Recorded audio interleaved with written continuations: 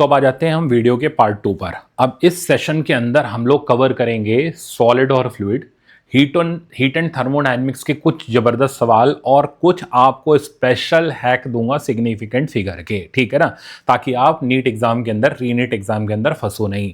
अब again process same है। आपको सबसे पहले क्वेश्चन मिलेगा, क्वेश्चन को देख करके वीडियो पॉज करना है, 1.5 मिनट का टाइमर लगाना है स्टॉप वॉच में, सॉल्व करना है और फिर उसके बाद सॉल्यूशन देखना है। जो इंपॉर्टेंट प्रॉब्लम है, जो राउंड 3 के प्रॉब्लम है, उनको अलग से सेव कर लेना है, ताकि अगर आप ऑल इंडिया रैंक के लिए टारगेट कर रहे हो या एम्स दिल्ली आपका टारगेट है तो टारगेट अचीव करने में आपको दिक्कत नहीं आए। आपको क्लियर कट पता हो हमें कौन से प्रॉब्लम करने, कौन से छोड़ने हैं।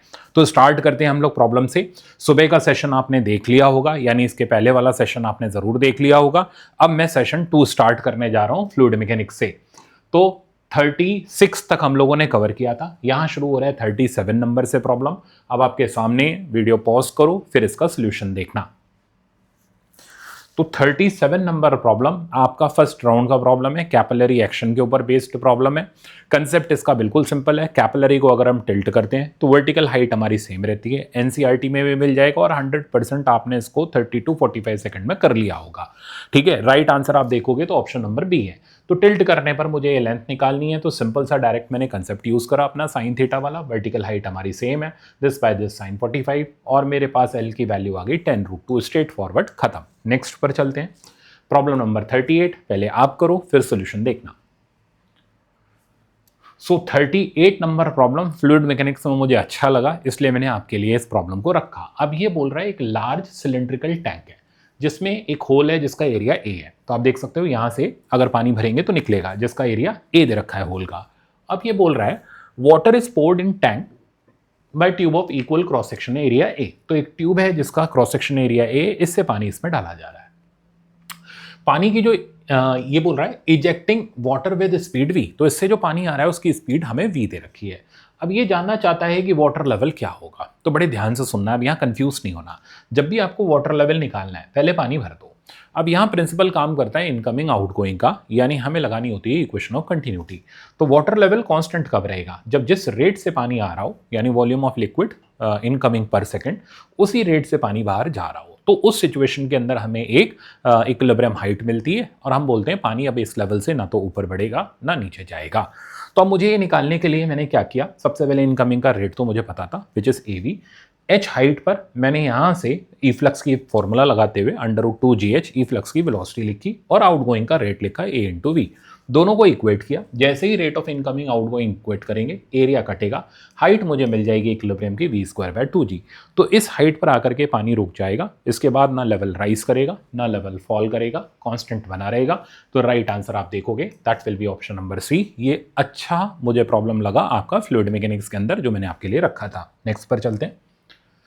39 प्रॉब्लम जेईई मेंस का है, थ्योरी बेस्ड है, जल्दी से करना। अब इसका सोल्यूशन देखो। तो ये जो प्रॉब्लम है आप देखोगे बेसिक एनसीईआरटी थ्योरी का है, इसमें आपको दिक्कत नहीं आई होगी। ऑप्शन पढ़ो। कह रहा है क्लोथ्स कंटेनिंग ऑयल और grease stain can not be clean by water. अब वो सबको पता है कि वाटर जो होता है, सोप वाटर जो होता है वो ऑयल और ग्रीस को मिक्सअप नहीं कर पाता, इसलिए हमें उसमें डिटर्जेंट एक्शन इंक्लूड करना पड़ता है। अब ये रीजन क्या दे रहा है? Because the angle of contact between the water, oil and grease is obtuse. Obtuse angle होने पर वाटर के मॉलिक्यूल जो होंगे ऑयल और ग्रीस को अट्रैक्ट नहीं कर पाएंगे। ऐसे सिचुएशन के अंदर यहाँ ब्रेक डाउन नहीं कर पाएंगे। ऐसे सिचुएशन के अंदर हमें डिटर्जेंट ऐड करना पड़ेगा। तो इन लाइट ऑफ द अबर statement choose the correct answer. तो दोनों ही करेक्ट है और ये उसका करेक्ट एक्सप्लेनेशन भी है। तो राइट आंसर हमारा ऑप्शन नंबर ए हो गया। ये आपको एनसीईआरटी जो मैंने पढ़ाई थी ना, उसमें भी ये चीज हाईलाइट करके दी थी। नेक्स्ट पर चलते हैं। क्वेश्चन नंबर 40 पहले आप करो, ये भी स्टेटमेंट बेस्ड है, फिर सॉल्यूशन देखना। तो 40 नंबर प्रॉब्लम भी हमारा स्टेटमेंट बेस्ड है, सिंपल है। अब ये कह रहा है if capillary tube is immersed first in cold water. तो ये ठंडे पानी और गर्म पानी का क्या चक्कर है? देखो, सरफेस टेंशन वाटर की, टेम्परेचर बढ़ाएं तो सरफेस टेंशन लिक्विड की कम होती है, गैस में बढ़ती है, ठीक है ना। ध्यान रखना, ये बहुत इंपॉर्टेंट कंसेप्चुअल है। तो सरफेस टेंशन वाटर की या लिक्विड की टेम्परेचर बढ़ाने से कम होती है। तो ठंडे पानी की जो सरफेस टेंशन होगी, और टेम्परेचर कम करने से सरफेस टेंशन बढ़ती है, तो इंक्रीज करें तो सरफेस टेंशन डिक्रीज, डिक्रीज करें तो सरफेस टेंशन इंक्रीज। तो ठंडे पानी की सरफेस टेंशन ज़्यादा होगी as comparison to hot water. अब सरफेस टेंशन जितनी ज़्यादा होगी, हाइट ऑफ एसेंट भी उतना ज़्यादा होगा, यानी कि कम टेम्परेचर पर हाइट कम होगी, ज़्यादा टेम्परेचर पर हाइट ज़्यादा होगी। तो स्टेटमेंट क्या कह रहा है? If a capillary tube is immersed in cold water then in hot water, the height of the capillary rise will be smaller in the hot water. तो गर्म पानी में सरफेस टेंशन कम होगी तो हाइट कम होगी। तो ये स्टेटमेंट हमारा करेक्ट है। स्टेटमेंट 2 क्या कह रहा है? If a capillary tube is immersed first in cold water then in hot water, the height of capillary rise will be smaller in the cold. अब वो क्लियर कट हमें पता चल गया this statement is false, first one is true. तो direct again NCERT की theory पर ये स्टेटमेंट बेस्ड था। ऐसे प्रॉब्लम आप नीट में एक्सपेक्ट कर सकते हो और आपके सही होने चाहिए, गलत होने का कोई चांस नहीं है। आगे चलते हैं। अगला प्रॉब्लम 41 IIT JEE मेंस का है। डरना नहीं है, क्लास में किया हुआ है, रैंक लिफ्ट में भी किया हुआ है, हर क्रैश कोर्स में बताया हुआ, करके दो। अब इसका सोल्यूशन देखोगे, सिंपल सोल्यूशन है। एनसीईआरटी की एक्सरसाइज में भी ये प्रॉब्लम आपको मिल जाएगा, ठीक है ना। टेस्ट में भी कई सारे रिपीट हुआ होगा। तो ये प्रॉब्लम जेईई मेंस का भले ही है, बट हमारे लिए एक रेगुलर प्रॉब्लम है। तो प्रॉब्लम बोल रहा है कि एक पिस्टन है, पिस्टन के ऊपर अगर हम एक्स्ट्रा वेट रखें तो बताओ इसके अंदर जो स्फीयर रखा हुआ है इसका change in radius by original radius कितना होगा। फ्रैक्शनल चेंज इन रेडियस हमें निकालना है। तो बल्क मॉडुलस का सिंपल कंसेप्ट यूज करेंगे, delta P by delta V by V. Concept आपने सीखा हुआ है। जब भी स्फीयर के लिए डेल्टा वी बाय वी लिखना है, वॉल्यूम लिखो, डिफरेंशिएट मार लो। तो वॉल्यूम हो गया 4/3 पाई आर क्यूब, डिफरेंशिएट कर लो तो मिल जाएगा, या एरर का कंसेप्ट लगा लो। तो delta V by V is 3 delta R by R. तो जैसे ही रिप्लेस करोगे राइट आंसर आ जाएगा mg/3ab। Option number D correct. मैं बोलूंगा इसको फर्स्ट राउंड का हमारे लिए रेगुलर प्रॉब्लम है। नेक्स्ट पर चलते हैं। 42 जेईई मेंस 23 का है, अटेम्प्ट करो। अब आप इसका सोल्यूशन देखना। तो ये प्रॉब्लम जो कह रहा है, ये बोल रहा है force is applied to a steel wire A rigidly clamped at one end as result. अच्छा, सेम एज इट इज आपने हर जगह प्रैक्टिस किया हुआ है, और जब भी स्टील वायर को खींचते हैं F=KX हम यूज करते हैं, जानते हो आप, है ना। तो आप देखोगे तो ये प्रॉब्लम टेक्निकली मैं बोलूं तो राउंड 1 का तब होगा जब कैलकुलेशन ईजी होगी, अदरवाइज हम राउंड 2 में तो 100% कर लेंगे। तो हमें एक स्टील वायर दे रखी है, रेडियस आर दे रखा है, लेंथ एल दे रखी है, हमने उस पर फोर्स लगाई, ठीक है ना। फोर्स की इक्वेशन हमारे सामने सेट हो गई। एक और स्टील वायर है, तो स्टील वायर यानी यंग मॉडुलस तो दोनों का सेम रहेगा। उस पर हमने क्या किया, सेम फोर्स लगाई। If same force is applied, length अलग है, रेडियस अलग है, तो अब ये बता दो उसमें कितना एलोंगेशन होगा। तो हम क्या करेंगे, दोनों को इक्वेट कर देंगे, अपने आप एक्स बी की वैल्यू आ जाएगी। बट हाँ, दैट एक्स बी की value will be slightly calculative. आपको इस सवाल को करने में 45 सेकंड से 1 मिनट का टाइम लगेगा, बट राउंड 1 का ही बोल करके चलूंगा। तो ये जो एक्स बी की वैल्यू आप देख रहे हो, इसको हमने यहाँ पर सॉल्व किया। सॉल्व करने पर हमारा जो रिजल्ट आ रहा है 6.9 × 10⁻², ठीक है। ऑप्शन आप चेक करोगे तो राइट आंसर अपना ऑप्शन नंबर डी हो जाएगा। तो कैलकुलेटिव है, जरूर कर लेना क्लास के बाद। अगर आपका नहीं हुआ हो लास्ट तक तो इसको कोशिश करना 1 मिनट के अंदर खत्म करने की। नेक्स्ट पर चलते हैं। नेक्स्ट थ्योरी बेस्ड है, करो आप। अब ये जो प्रॉब्लम है, सॉल्यूशन देखना। ये प्रॉब्लम मोस्टली बच्चे इसमें कंफ्यूज होते हैं, ठीक है ना। और मैं आपको सिंपल 1 लाइन का टूल देता हूं। जब भी इस तरीके का क्लोज्ड क्यूबिकल बॉक्स है, उसको एक्सेलरेट करने वाला प्रॉब्लम है, और नॉर्मल रिएक्शन कहां से पास करेगी अगर आपसे पूछा जाए, बहुत ही सिंपल तरीका है। वो तरीका ये है, जैसे आप इलेक्ट्रोस्टैटिक में पढ़ते हो कि अगर हम फील्ड के डायरेक्शन में चलें तो पोटेंशियल डिक्रीज करता है, वैसे ही अगर हम एक्सेलरेशन के डायरेक्शन में चलें तो प्रेशर डिक्रीज, उल्टा चलेंगे तो प्रेशर इंक्रीज। सही है। तो यानी पानी जो इसके अंदर भरा हुआ है, उसमें ये जो रीजन रहेगा एक्सेलरेशन के अपोजिट वाला, ये हाई प्रेशर रहेगा, और इधर वाला जो रहेगा लो प्रेशर। अब जो फोर्स होगी या जो एवरेज फोर्स होगी वो कहाँ से पास करेगी, जहाँ पर हाई प्रेशर है, ठीक है ना। तो किसी भी चीज़ का जैसे सेंटर ऑफ मास कहाँ पर होता है, हैवी मास के पास में, वैसे ही सेंटर ऑफ फोर्स कहाँ होगा, हैवी वाले प्रेशर के पास में, यानी सेंटर से लेफ्ट हैंड साइड की तरफ। अब आप इसका राइट आंसर चेक करोगे तो passes through a point two the left of the centre, ये इसका राइट आंसर हो जाएगा। तो बढ़िया कंसेप्चुअल था, आपको पता होना चाहिए। पता है तो सीधे टिक, नहीं तो -1। चलते हैं आगे। नेक्स्ट है 44। पहले आप अटेम्प्ट करो, आपसे हो जाएगा। अब मैं इसका सॉल्यूशन बताता हूँ। 44 इज ऑल्सो वेरी इजी। ये बोल रहा है small ball of mass M, density rho. देखो यहाँ टर्मिनोलॉजी बदल देता है, सिली मिस्टेक के चांसेस हो जाएंगे। तो बॉल की डेंसिटी सिग्मा की जगह ये रो इस्तेमाल करवा रहा है। और विस्कस लिक्विड की रो नॉट बोल रहा है। हम क्या करेंगे, पहले हम जैसे अपने कंसेप्ट कर लगाते हैं हम वही लगाएंगे, लास्ट में जाके हम रिप्लेसमेंट डाल देंगे। कह रहा है after some time ball falls with constant velocity, यानी टर्मिनल वेलोसिटी का कंसेप्ट आ गया। मुझे निकाल के देनी है विस्कस फोर्स। अब देखो विस्कस फोर्स निकालने के लिए कोई ज़रूरी नहीं है मैं टर्मिनल वेलोसिटी निकालूं फिर विस्कस फोर्स, हम फोर्स बैलेंस से भी निकाल सकते हैं। तो टर्मिनल वेलोसिटी के वक्त एक्सेलरेशन 0 होता है ना, फोर्सेस आपस में बैलेंस होती हैं। तो विस्कस फोर्स हो गई mg माइनस अब थ्रस्ट। तो मैंने वैल्यू डाली, अब थ्रस्ट अपना वही देखो आप, मैंने वही फॉर्मूला रखा है, कोई चेंजेस नहीं करे। रो किसकी, लिक्विड की, सिग्मा किसकी, बॉडी की। अब रिप्लेस मार दिया, लिक्विड की डेंसिटी रो नॉट है, बॉडी की डेंसिटी रो है, तो वन लाइन के अंदर मेरा प्रॉब्लम खत्म। राउंड वन ही हम इसको बोलेंगे। ऑप्शन नंबर डी इसका राइट आंसर है, ये आपका सही हो गया होगा, है ना। चलते हैं आगे। प्रॉब्लम नंबर 45 जेई मेंस 2023 का है, ठीक है ना। पहले आप करो फिर सॉल्यूशन देखना। अब ये जो प्रॉब्लम कह रहा है सॉल्यूशन देखना, ठीक है ना। और मुझे लगता है 100% आपका हो गया होगा, स्ट्रेट फॉरवर्ड फॉर्मूला बेस्ड है, फॉर्मूला याद होना चाहिए। ये कह रहा है मर्करी ड्रॉप है जिसका रेडियस इतना है, is broken into 125 equal size small droplet. तो बड़ी ड्रॉपलेट से छोटी ड्रॉपलेट में हमने ब्रेक किया। सरफेस टेंशन दे रखी है, गेन इन सरफेस एनर्जी। अब फॉर्मूला क्लियर कट पता होना चाहिए, 4πr² t n की पावर 1/3 - 1। पता है तो लगा दो, नहीं पता तो भाई फिर ये सेकंड राउंड में जाएगा। तो फॉर्मूला बेस्ड है, जेई का है बट फिर भी फॉर्मूला बेस्ड है, ठीक है ना। n की पावर 1/3 - 1, वैल्यू हमें सारी दे रखी है, सब्स्टिट्यूट करा, रिजल्ट आ गया हमारा तकरीबन 2.1 × 10⁻⁵। प्रॉब्लम क्योंकि डायरेक्ट फॉर्मूला है तो ऐसे में नीट वाला कोशिश ये करता है कि भाई यहाँ मैं कैलकुलेशन में अटकाऊँ ताकि प्रॉब्लम 1 मिनट तक जाए। तो इस तरीके की उसकी सोच होती है। तो ये भी नीट के लिए एक्सपेक्टेड प्रॉब्लम है भले ही जेई का, बट आप भी जानते हो कि यार इसके अंदर कोई दम नहीं है। इसमें कैलकुलेशन जिसकी ठीक उसका सवाल 1 मिनट से पहले, जिसकी कैलकुलेशन गड़बड़ चल रही है वो 2 मिनट खा लेगा अननेसेसरी। तो राइट आंसर इसका फर्स्ट वाला आ जाएगा। नेक्स्ट पर चलते हैं। नेक्स्ट है प्रॉब्लम नंबर 46। आप अटेम्प्ट करो फिर सॉल्यूशन देखना। ये जेई मेंस 2020 का है। तो देखो ये वाला प्रॉब्लम अब आपका टाइम कंज्यूमिंग रहा होगा, ठीक है ना। आपने इसको सॉल्व किया होगा, आपको सॉल्व करने में काफी ज्यादा टाइम लगा होगा because this is calculative problem. Problem क्या कह रहा है, एयर बबल जिसका रेडियस 1 सेंटीमीटर है वाटर में। पहले तो कंसेप्ट आना चाहिए, एयर बबल में अंदर एयर होती है, ये ध्यान रखना, ठीक है ना। इसका रेडियस है 1 centimetre, has an upward acceleration of 9.8। तो मैं इसको जी डाल देता हूं, ठीक है। इसका ऊपर की तरफ एक्सेलरेशन है। डेंसिटी ऑफ वाटर इज 1 ग्राम पर सीसी, पता है हमें वैसे भी। The water offers negligible drag force, तो ड्रैग फोर्स कुछ नहीं लेते हुए चलनी है, ठीक है ना। The mass of the bubble is, हमें बबल का मास निकाल करके देना। आप कंसेप्ट क्या काम कर रहा है, तो देखो ये बबल ऊपर क्यों जा रहा है, इस पे लग रहा है अपथ्रस्ट, नीचे की तरफ लग रहा है mg। सबसे पहले हमने इक्वेशन बना के अपथ्रस्ट की वैल्यू लिख ली, this minus this equal to mg। तो अपथ्रस्ट की वैल्यू आपकी डायरेक्ट आ गई ट्वाइस mg।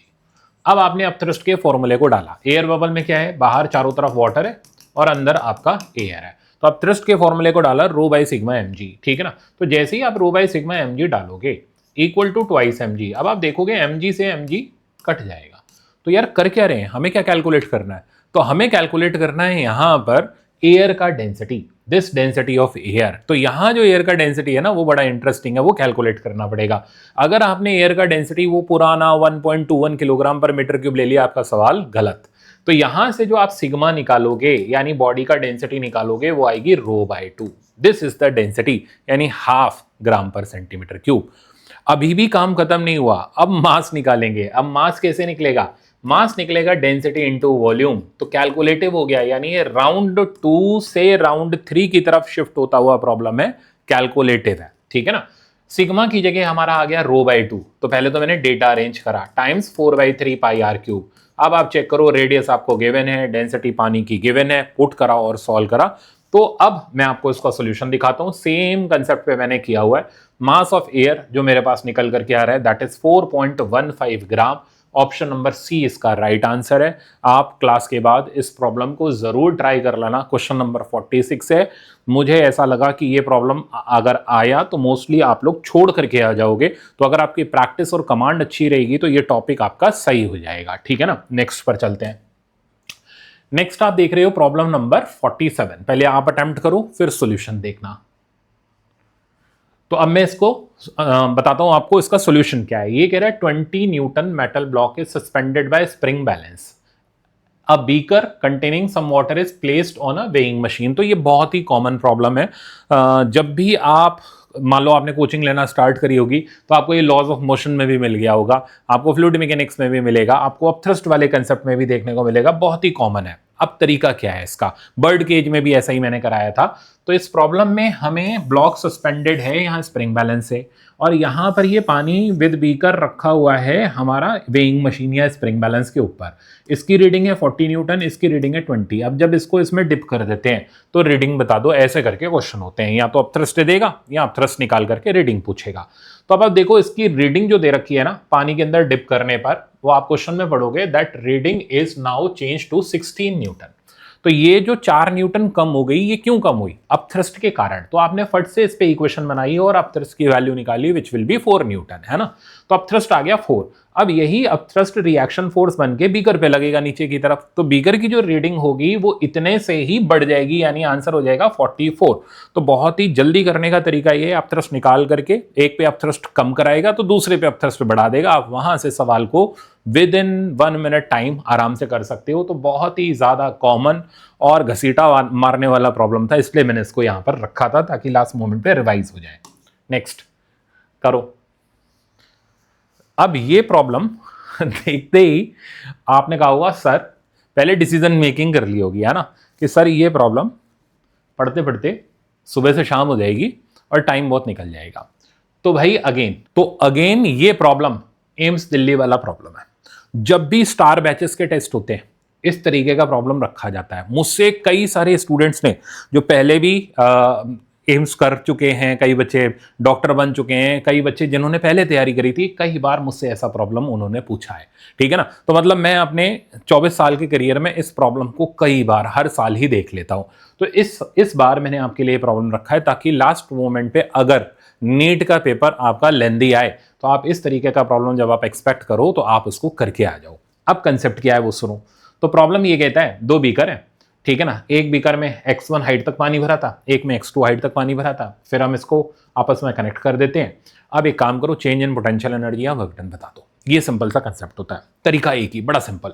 सबसे पहले तो x1 x2 तक भरा हुआ है, तो बाद में जब हम इसको ओपन करेंगे तो पानी रह जाएगा इसमें और इसमें इक्विलिब्रियम में, यानी आधा आधा। तो आपने टोटल ऐड करा x1 + x2/2 इधर, x1 + x2/2 इधर।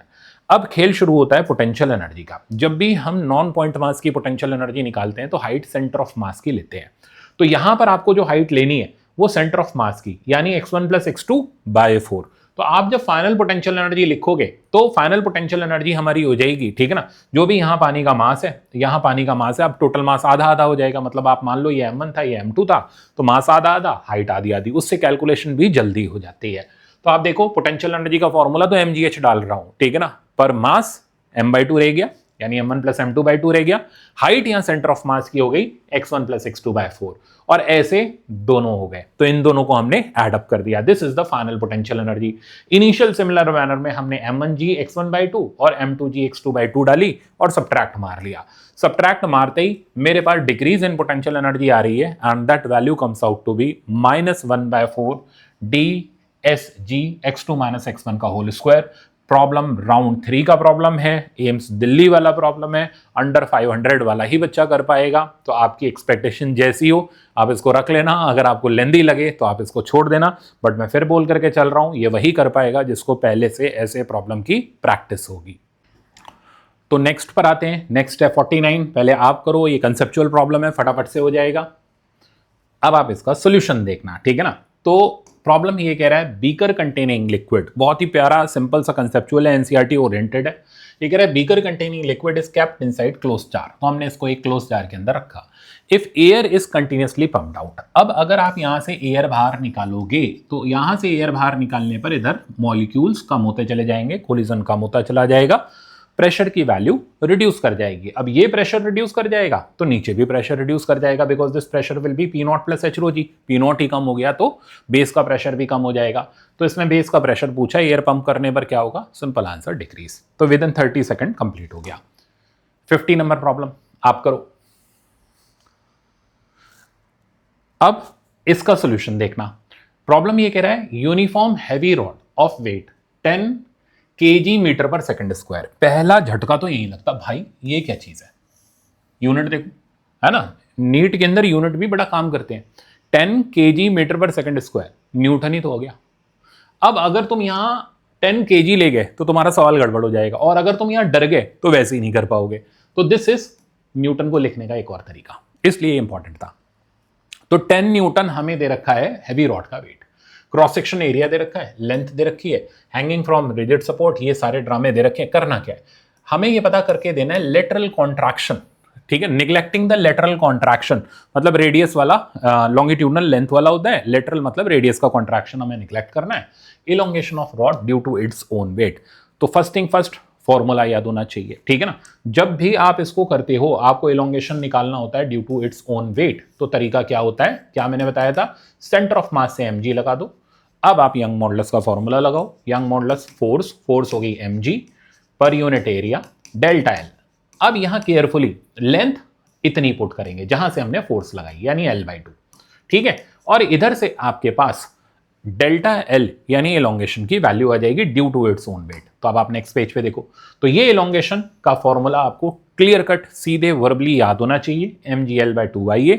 अब डेटा पुट करेंगे, सॉल्व करेंगे, तो हमारा एलोंगेशन आ जाएगा 5 × 10⁻⁻10 मीटर। राइट आंसर हो जाएगा फर्स्ट करेक्ट। बट ये प्रॉब्लम जनरली राउंड 2 में हम बोलेंगे, क्योंकि इसमें एक तो फॉर्मूला याद होना चाहिए, दूसरा उसमें कैलकुलेशन की आपकी स्पीड मेंटेन होनी चाहिए, ठीक है ना। बट प्रॉब्लम इंपॉर्टेंट है नीट पॉइंट ऑफ व्यू से। नेक्स्ट आप एक ऐसा प्रॉब्लम देख रहे हो जो लॉज ऑफ मोशन का और वेव मोशन का मैंने मिक्सर बनाया हुआ है, वेव नहीं सॉरी अपना ब्रेकिंग स्ट्रेस का मिक्सर बनाया हुआ है। प्रॉब्लम नंबर 51 आप अटेम्प्ट करो, फिर सॉल्यूशन देखना। तो 51 वाले प्रॉब्लम के अंदर मुझे निकाल करके देनी है। आप देखो क्वेश्चन क्या कह रहा है, ये कह रहा है 2 ब्लॉक्स हैं, मासेस 3 और 5 kg के, कनेक्टेड बाय मेटल वायर इससे जा रही है, ब्रेकिंग स्ट्रेस दे रखी है, ठीक है ना, जहां पर ये रस्सी ब्रेक होना शुरू हो जाएगी। What could be the minimum radius of the wire. First thing first, क्या आपको टेंशन इन स्ट्रिंग का डायरेक्ट फॉर्मूला याद है जो आपने किया था लॉज ऑफ मोशन? अगर याद है तो स्पीड बढ़ गई, तो वो 2m1m2g/m1 + m2। तो फर्स्ट थिंग फर्स्ट हमने टेंशन लिख ली। अब ब्रेकिंग स्ट्रेस का कंसेप्ट यूज करा, तो जब ब्रेकिंग स्ट्रेस होगी force per unit area, area में πr² आ जाएगा। तो ब्रेकिंग स्ट्रेस यानी सबसे ज्यादा स्ट्रेस जो तुम इसकी लेते हुए चल रहोगे, तो उस वक्त क्या मिनिमम रेडियस हो सकता है, हम डायरेक्ट उससे निकाल सकते हैं। तो पहली चीज टेंशन याद होना चाहिए, दूसरी चीज कैलकुलेशन आनी चाहिए, यानी प्रॉब्लम राउंड 2 का हो गया। अब आप कंसेप्ट तो सुन ही चुके, अब सॉल्यूशन देख लो। सो टेंशन हमारे पास आ गई 37.5, आप चाहिए तो इसको इवन फिगर में ही लिखे रहो, 75/2 ही लिखे रहो, इजी रहेगा आगे के लिए। अब ब्रेकिंग स्ट्रेस का कंसेप्ट लगा करके मैंने रेडियस निकाला। अब आप देखो ये रेडियस देखने में तो लग रहा है बहुत खतरनाक, बट लास्ट स्टेप में 1/64 बचा, तो स्क्वायर रूट लेने पर जो मेरे पास आ गया हमारा 1/8, और जिसको हमने सॉल्व करा 0.125 मीटर। अब सेंटीमीटर में देखेंगे तो 100 से मल्टीप्लाई करके ये हमारा हो जाएगा 12.5 सेंटीमीटर। तो राइट आंसर इसका हमारा ऑप्शन नंबर डी चला जाएगा। तो कंसेप्ट के साथ साथ स्पीड और एक्यूरेसी भी चाहिए इस प्रॉब्लम को करने के लिए, बट अगेन आपके लिए एनसीईआरटी बेस्ड ये कंसेप्ट था। नेक्स्ट क्वेश्चन नंबर 52 आपका थ्योरी बेस्ड प्रॉब्लम है, अटेम्प्ट करो।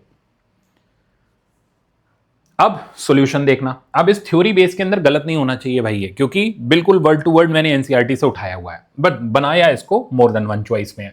तो ये कह रहा है consider the following statement, surface tension arises due to extra energy of the molecule of the interaction as compare to the molecule at the surface of the liquid.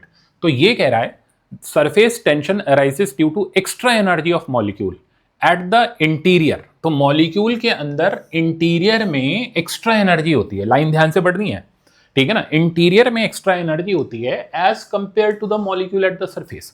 तो भाई interior में एक्स्ट्रा एनर्जी नहीं होती, surface पर extra energy होती है, जिस वजह से सरफेस टेंशन अराइज करती है। यहां अगर आप मतलब सही से नहीं पढ़ पाए, आप गलत कर दोगे, इसको ट्रू मार दोगे, तो ये स्टेटमेंट हमारी हो गई फॉल्स। अगर ये ऐसे लिखता कि सरफेस वाले मॉलिक्यूल के पास एक्स्ट्रा एनर्जी होती है, तो ये स्टेटमेंट हमारी करेक्ट होती, ठीक है ना। अब ये बोल रहा है as the temperature of liquid rises coefficient of viscosity increases, तो वो डिक्रीज करता है, फॉल्स हो गई। As temperature of gas increases coefficient of viscosity increases, correct है। एनसीईआरटी का ये स्टेटमेंट हो गया, बताया भी था मैंने अभी थोड़ी देर पहले। ये कह रहा है the on set of turbulence is determined by the Reynolds number. तो रेनॉल्ड्स नंबर वही लैमिनर और टर्बुलेंट फ्लो के बारे में बताता है, तो ये स्टेटमेंट हमारी करेक्ट होगी। एक और स्टेटमेंट है, कह रहा है in a steady flow two streamline never intersect, तो ये स्टेटमेंट हमारी ट्रू हो गई। तो सी, डी और ई हमारी इसके अंदर ट्रू स्टेटमेंट है, राइट आंसर हो गया बी वाला। बट ऐसा क्वेश्चन राउंड 2 के अंदर ही करना होता है जिसमें हमें एक एक चीज बिल्कुल क्लियरली पता हो। नेक्स्ट 53 जेई मेंस का प्रॉब्लम है, ठीक है ना। प्रॉब्लम आपने क्लास में किया हुआ है, एक बार आप करो फिर मैं आगे बताता हूं। अब सॉल्यूशन देखना, ठीक है ना। अब आप इसको जब सॉल्व कर रहे होगे अननेसेसरी टाइम निकल गया होगा, है ना। वो टाइम क्यों निकला? कैलकुलेशन के कारण। कंसेप्ट तो आता था। ये बोल रहा है water flows in a horizontal tube, the pressure of the water changes by 700। तो बड़े एंड पर प्रेशर ज्यादा, छोटे एंड पर प्रेशर कम, और ये जो चेंज इन प्रेशर है इसकी डायरेक्ट वैल्यू मुझे दे रखी है विच इज 700। ऐसा ही सिस्टम में न्यूटन पर मीटर स्क्वायर, ठीक है। अब ये क्रॉस सेक्शन एरियाज भी मुझे दे रखे हैं, और कोई भी एरिया ऐसा नहीं कि बहुत बड़ा हो बहुत छोटा हो, कंसिडरेबल एरियाज है। Find the rate of flow of water. अब मैंने आपको क्या ब्रह्मास्त्र दिया था फ्लूइड मैकेनिक्स के अंदर? फ्लूइड मैकेनिक्स में आप छोटे एंड की वेलोसिटी जानते हो, ठीक है ना। तो छोटे एंड की जो वेलोसिटी आप लिखोगे, पहले तो ये वेलोसिटी का आपको क्लियर कट फॉर्मूला पता होना चाहिए। सो ये वेलोसिटी हमारी हो जाती है ट्वाइस डेल्टा पी बाय रो, ठीक है, 1 माइनस ए बाय ए होल स्क्वायर। अब यहां से आपके पास V नॉट आएगी। एक आम बच्चा क्या करेगा, बर्नौली थ्योरम लगा करके लिखेगा, उसका वैसे ही टाइम खराब हो गया उसके अंदर, ठीक है ना। तो आपने ये वेलोसिटी छोटे वाले एंड की यानी ज्यादा वेलोसिटी पहले लिखी, डेल्टा पी पता है, पानी की डेंसिटी पता है, ये सब पता है, तो यहां से V नॉट आएगा। अब रेट ऑफ फ्लो के लिए मुझे क्या करना पड़ेगा, जहां की मेरे पास वेलोसिटी वहां के एरिया से मल्टीप्लाई, यानी ए V नॉट। तो ये हो गया इसका कंसेप्ट। पर ये कंसेप्ट कौन से राउंड का है? फर्स्ट राउंड का तो नहीं, डायरेक्ट तो आना नहीं। अगर मुझे वेलोसिटी पूछता तो मैं जरूर कर देता फर्स्ट राउंड में, पर रेट ऑफ फ्लो पूछा गया है, और पूछा गया था, ठीक है, कई बार पूछा गया नीट के अंदर, तो ये मेरा सेकंड राउंड का सवाल हुआ। अब आप देखो, तो राउंड नंबर 2 कैलकुलेटिव है। सेम तरीके से मैंने वेलोसिटी निकाली, रूट अंडर 1.866। अब रूट अंडर इस तरीके के रूट आते हैं तो घबराओ मत, ऐसे सोचो, आसपास की वैल्यू सोचो, अप्रोक्सीमेशन लगाओ। 13 क्या होता है? 169 होता है। 14 क्या होता है? 196 होता है। तो ये 1.3 से 1.4 के बीच का होगा। समझ गए? ऐसे करके जुगाड़ चला लिया करो। अब जैसे मैं रेट ऑफ फ्लो निकालूं तो मैं एरिया इनटू वेलोसिटी करूंगा, मैं थोड़ा ना इसका रूट निकाल करके एग्जैक्ट करूंगा। अब आप यहां देखो, वैल्यूज भी बिल्कुल आसपास दे रखी हैं, अप्रोक्सीमेशन कैसे चलाएं? आप इसको 1.3 ले लो, 13 टू 26 हो गया, यानी ये आंसर 2600 से तो ज्यादा होगा। अब 2600 से ज्यादा 14 ले लो, 14 लोगे तो 2800 आ जाएगा। तो 2600 से 2800 के बीच में एक ही आंसर हमारा टिक बैठेगा, दैट विल बी 2732। ये थी इसकी कैलकुलेशन की हैक। अगर आप ऐसा दिमाग लगाते हो तो सवाल आपके सही हो गए, ठीक है ना। प्रॉब्लम मुश्किल नहीं बोलेंगे। नेक्स्ट पर आते हैं, 54 नंबर, पहले आप करो। अब इसका सॉल्यूशन देखना। तो ये भी तो जनरली फ्लूइड मैकेनिक्स में जो प्रॉब्लम होते हैं वो इसी तरीके के कैलकुलेटिव होते हैं। तो नीट 25 में भी ऐसा ही आया था, भयानक सा कैलकुलेटिव सा आया था, तो मैंने इसलिए कैलकुलेटिव वाले आपके लिए रखे हैं। अब एक यूट्यूब है, पहले कंसेप्ट बताओ। इस यूट्यूब के अंदर एसेंट का फॉर्मूला, ठीक है ना, और दोनों तरफ का लेवल का डिफरेंस। अब इस यूट्यूब में अगर हम दोनों तरफ के रेडियस अलग अलग ले लें, R1 और R2 ले लें, तो जिधर का रेडियस ज्यादा होगा वहां लिक्विड ज्यादा हो जाएगा, जिधर कम होगा उधर कम जाएगा। अब ये जो डिफरेंशियल लेवल होता है इसका फॉर्मूला वही 2t cos theta by r rho g use करेंगे। थीटा यहाँ 0 होता है जनरली। सो H1 माइनस H2 यानी डिफरेंस का जो फॉर्मूला हो गया, तो 2t बाय rho g तो कॉमन हो गया, ऊपर बचा R2 minus R1 divided by R1 R2। पहले आपको ये डायरेक्ट बताओ, फिर बात आती है वैल्यू पुट करने की और सॉल्व करने की। अब आप क्वेश्चन पढ़ो। ये कह रहा है नैरो बोर ऑफ डायमीटर, देखो डायमीटर दे रखा है, फिर गलती हो सकती है, रेडियस लिखना भूल गए तो सिली मिस्टेक में हो गया काउंट। तो रेडियस हो गया 2.5 और इधर हो गया हमारा 4, ठीक है ना। Are join together to form a U tube, open at both end, U tube contains water, what is the difference in level of the two limbs of the tube. तो मुझे डिफरेंस इन लेवल यानी सीधे सीधे ये निकालना है। अब वैल्यू डालनी है। सरफेस टेंशन मुझे दे रखी है, पानी की डेंसिटी मेरे पास अवेलेबल है, जीवी मुझे पता है, R2 R1 मेरे को पता है। यानी अब सवाल प्योरली कैलकुलेशन कितनी तेज होती है उस पर डिपेंड करता है। राइट आंसर चेक करोगे 2.19 राइट आंसर आ जाएगा। जरूर इसको सॉल्व कर लेना, छोड़ के मत जाना इसको। नेक्स्ट पर चलते हैं। नेक्स्ट अब टॉपिक आता है धुरंधर, हीट एंड थर्मोडायनेमिक्स।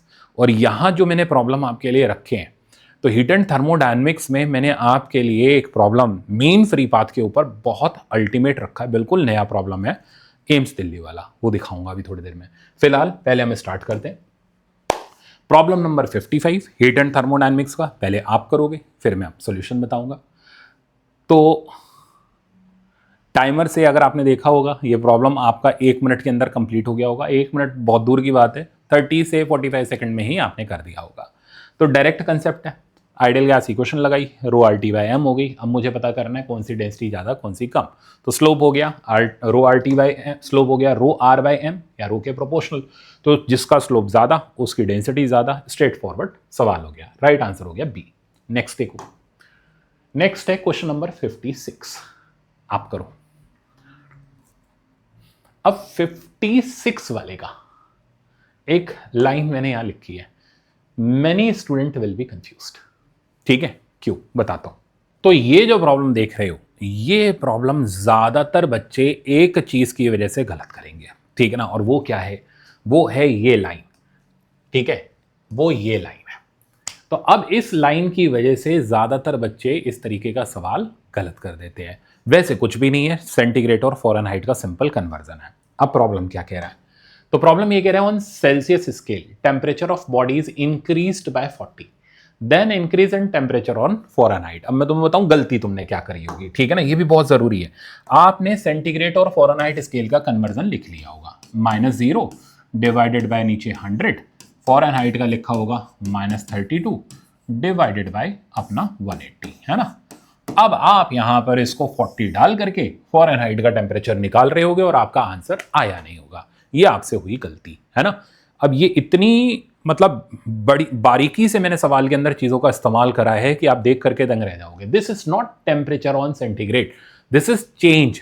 तो अब अगर आप यहां चेंज लोगे, डेल्टा लोगे, तो डेल्टा में कांस्टेंट टर्म गायब, एरर वाला ही कंसेप्ट। तो बचा मेरे पास डेल्टा टीसी बाय 100, देखो कितना इजी हो गया, डेल्टा टीएफ बाय 180, और यहां से मुझे change in temperature on Fahrenheit scale मिला। और ये चेंज इन टेम्परेचर अब मेरे लिए बड़ा इजी है, विच इज इक्वल्स टू, ये इधर चला जाएगा 9/5 टाइम्स 40, तो 72 फ़ारेनहाइट। मेरा आंसर ऑप्शन नंबर सी जाएगा।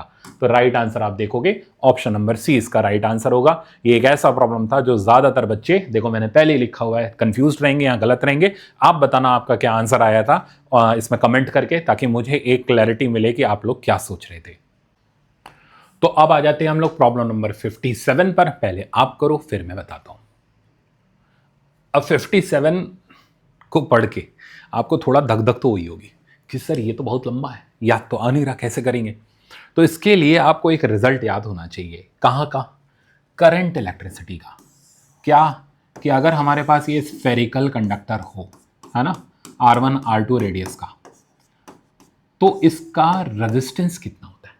क्योंकि यहां रेजिस्टेंस रो एल बाई ए से नहीं निकलता, क्योंकि अंदर से बाहर जाने पर रेडियल फ्लो है, area of cross section variable है। तो रेजिस्टेंस निकालने के लिए लगता है रो, और हम एक छोटी सी शेल काटते हैं डी थिकनेस की, dr, और एरिया ऑफ क्रॉस सेक्शन इस शेल का 4πr², और इसको मारते हैं इंटीग्रेट R1 से R2 तक। अब जिस बच्चे को ये याद है, आर का फॉर्मूला स्टैंडर्ड फॉर्मूला है, जिसको याद है, मैं नहीं कह रहा इंटीग्रेशन करो, जिसको याद है उसका सवाल 1 लाइन, जिसको नहीं याद है वो सोचेगा बहुत कठिन है, ठीक है। तो ये जो रेजिस्टेंस आता है, इस रेजिस्टेंस की वैल्यू जो इंटीग्रेट करके मेरे पास आती है, दिस इज इक्वल्स टू, वहां तो हमने rho L by A use करा, यहाँ हम लोग यूज कर लेते हैं रो की जगह 1/k, कंडक्टिविटी लगा लेते हैं। तो दोनों जगह के लिए ध्यान रखना, ठीक है ना, current electricity plus heat and thermodynamics. तो रिजल्ट आता है, ठीक है, R2 - R1 by K 4πr1 R2। अब मैं तुम्हें याद रखने का तरीका बता देता हूँ, ठीक है ना। तो याद रखने का तरीका वही पुराना याद रखो, रो एल बाई ए। तो रो की जगह तो 1/k डाल दो, एल की जगह R2 - R1 डाल दो, ठीक है, जुगाड़ है। डिवाइडेड बाय, अब स्फीयर का एरिया ना अंदर का लो ना बाहर का लो, 4πr1 R2 डाल दो, तो 4πr² की जगह 4πr1 R2 आ गया, हो गया याद अभी के भी। तो इस तरीके से आपने इसका आर इक्विवेलेंट याद करा। अब आपको हीट निकालनी है, तो हीट क्या होती है, डेल्टा थीटा बाई आर, बस खाली मैनेज करते हुए सॉल्व कर लेना है। तो राइट आंसर आप इसका देखोगे ऑप्शन नंबर 4 राइट आंसर है। मैं सीधी बात बोलूं, प्रॉब्लम आपके लिए ये फर्स्ट राउंड का हो सकता है या छोड़ने वाला भी हो सकता है। अगर पता है तो फर्स्ट राउंड, और अगर ये नहीं पता तो भाई तुम छोड़ गया होगा इसको, ठीक है ना। तो ये मेरी तरफ से एक गिफ्ट था। नेक्स्ट प्रॉब्लम नंबर 58 आप करो। अब ये जो प्रॉब्लम है, ठीक है ना, कैलोरीमेट्री का प्रॉब्लम है। Problem is not difficult, but calorimetry के जो भी प्रॉब्लम्स होते हैं वो कैलकुलेटिव होते हैं, टाइम कंज्यूमिंग होते हैं। तो ये राउंड 2 में मान करके चलो, प्रॉब्लम हम सब कर लेंगे। सिंपल प्रिंसिपल ऑफ कैलोरीमेट्री निकालना। और एक बात ध्यान रखनी है, मैंने क्या सिखाया कैलोरीमेट्री में, जब इक्विलिब्रियम टेम्परेचर लिखा हुआ मिले उस वक्त प्रिंसिपल ऑफ कैलोरीमेट्री से ही सवाल करना फायदेमंद होता है, ना कि sigma MST by sigma MS लगाना, क्योंकि वो लेंदी कर देता है सवाल को। अब ये कह रहा है कॉपर की बॉल है, हमने पानी में डाला, कैलोरीमीटर भी कॉपर का ही है, इसका टेम्परेचर 30 था, इसका टेम्परेचर 75 था, सॉरी इक्विलिब्रियम टेम्परेचर 75 था, कॉपर बॉल का टेम्परेचर बताओ। तो कॉपर ने हीट लूज करी, वाटर और कैलोरीमीटर ने गेन करी, प्रिंसिपल ऑफ कैलोरीमेट्री हमने लगाया, इक्विलिब्रियम टेम्परेचर हमारे पास 885 डिग्री सेंटीग्रेड आ जाएगा। प्रॉब्लम कैलकुलेटिव होगा और इसमें ज़्यादा कुछ नहीं होगा, ठीक है ना, सिंपल कंसेप्ट है। ऑप्शन नंबर सी है। राउंड 2 हम इसको बोल करके चलेंगे बिकॉज कैलकुलेशन की वजह से। नेक्स्ट 59 जेई मेंस 23 का प्रॉब्लम एक बार आप अटेम्प्ट करो। अब देखो ये जो जेई मेंस का प्रॉब्लम है, मुझे मतलब ऐसा प्रॉब्लम इसलिए पर्सनली पसंद है क्योंकि नीट वाला हीट एंड थर्मोडायनेमिक्स में ऐसे प्रॉब्लम ढूंढता है, ठीक है ना लेंदी हो ना कुछ ज्यादा हो, बस थोड़ा सा दिमाग लगाएं और हो जाए। अब इस सवाल के अंदर भी यही है। अब क्या सीखा हुआ है वो सुनो। ये कह रहा है pressure of the gas changes linearly with the volume from A to B. तो यहां से यहां तक प्रेशर लीनियरली चेंज कर रहा है। आगे बोल रहा है if no heat is supplied और एक्सट्रैक्टेड फ्रॉम द गैस, ना तो हीट सप्लाई करी जाए ना एक्सट्रैक्ट करी जाए। इस बात का मतलब क्या निकला, डेल्टा क्यू इज 0, ठीक है ना। तो डेल्टा क्यू का पार्ट हमें क्वेश्चन में 0 दे रखा है। आगे then change in internal energy. अब चेंज इन इंटरनल एनर्जी का आप फॉर्मूला जानते हो, F/2, और जब पीवी डायग्राम हो तो आपने मुझसे सीख रखा है P2V2 माइनस P1V1, या फिर F/2 NR डेल्टा T। अब ये फॉर्मूला ही स्टूडेंट को सबसे पहले क्लिक करता है। अब इस फॉर्मूले की लिमिटेशन क्या बताई थी कि डिग्री ऑफ फ्रीडम पता होनी चाहिए तब तो लगा पाओगे, और कोऑर्डिनेट पता होनी चाहिए। क्या इस क्वेश्चन में कहीं इसने बताया कि मोनो एटॉमिक है, डायटॉमिक है, ट्राइटॉमिक है? नहीं। शानदार, देखो कितना है, ठीक है ना, कितना शातिर है ये जेईई मेंस वाला। इसने ये नहीं बताया कि गैस कौन सी है, यानी ये चाहता नहीं कि डेल्टा यू तुम उससे निकालो। अगर मुझे ये दे देता कि ये गैस मोनोटॉमिक है, डायटॉमिक है, ट्राइटॉमिक है, तो फॉर्मूला वेस्ट हो गया। अब ये कैसे निकाले, तो इसको हम निकालेंगे फर्स्ट लॉ ऑफ थर्मोडायनेमिक्स से, ठीक है ना। तो इतना बढ़िया application first law of thermodynamics का सवाल के अंदर करवाया। डेल्टा क्यू 0 है, खुद चिल्ला चिल्ला के बोला, सो डेल्टा यू की वैल्यू होगी -W। अब तुम्हें सिर्फ वर्क डन लिखना है एरिया टेक्निक से और तुम्हारा डेल्टा यू खत्म। तो अब इसको तुम सॉल्यूशन देखो जो मैंने तुम्हारे लिए कर रखा है। तो W की वैल्यू एरिया टेक्निक से लिखी। अच्छा, यहां पर एरिया का साइन डालना है, तो क्योंकि वॉल्यूम डिक्रीज कर रहा है तो एरिया नेगेटिव हो गया, और एरिया नेगेटिव होते ही हमारा डेल्टा यू पॉजिटिव आ जाएगा। नेगेटिव नेगेटिव पॉजिटिव, तो इसमें पॉजिटिव वाले ऑप्शन तुम रख लो, नेगेटिव वाले को एलिमिनेट कर दो, ये भी एलिमिनेट कर दो बिकॉज 0 होगा नहीं। तो इन दोनों में से कोई एक आंसर होगा। अब सिंपल एरिया से हम इसको सॉल्व करेंगे तो आंसर विल बी 4.5 जूल। तो ये था एक काफी अच्छा नीट ओरिएंटेड प्रॉब्लम जो आप जरूर सेव करके रख लेना, क्योंकि इस तरीके में अचानक से दिमाग काम नहीं करता जब तक आपको टीचर ने पढ़ाया हुआ ना हो। तो आप अपने सामने देख रहे हो फिर से एक जेईई मेंस का प्रॉब्लम, बिल्कुल भी टफ नहीं है, इजीली कर सकते हो अगर दिमाग है तो, ठीक है ना। तो प्रॉब्लम नंबर 60 पहले आप करो, फिर मैं बताता हूं। अब देखो, हम लोगों ने यूजुअली डिग्री सेंटीग्रेड और फॉरेनहाइट का ग्राफ पढ़ रखा है, ऐसा ही रहता है ना। तो या तो एक्स पे कट करता है या वाई पे करता है, वो देख लेंगे, सेंटीग्रेड वर्सेस फॉरेनहाइट या Fahrenheit versus centigrade, but graph ऐसा ही रहता है ना। अब ये क्वेश्चन क्या कह रहा है, ये कह रहा है the graph between two temperature scales P and Q is shown between the upper fix point and lower fix point.